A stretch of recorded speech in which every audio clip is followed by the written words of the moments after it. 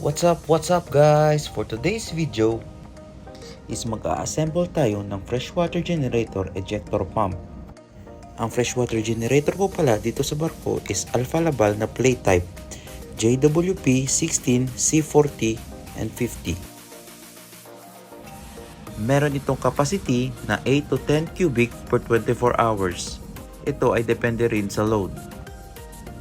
Ang pinakaunang ikabit sa electric motor ay ang motor bracket.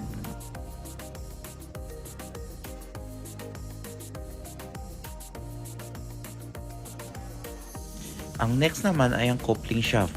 Kapag matapos na maipasok yung coupling shaft, higpitan lang ito ng 2 piraso na Allen key. Next step ay ang pump cover. Meron itong o-ring kaya huwag kalimutan na lagyan ng Vaseline at i-fit ang o-ring. Dito rin naka-attach yung ceramic sa mechanical seal.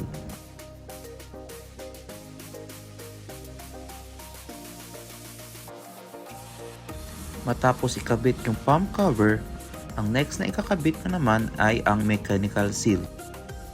Ang mechanical seal naman ay binubuo ng spring holder, spring at saka yung carbon ring. Huwag kalimutan na dapat naka-attach yung ceramic ring at saka yung carbon ring bago ipasok ang impeller. And lastly, yung impeller. So sa nakikita nyo, ready na ito i-install sa pump casing. Kaya tara, let's go!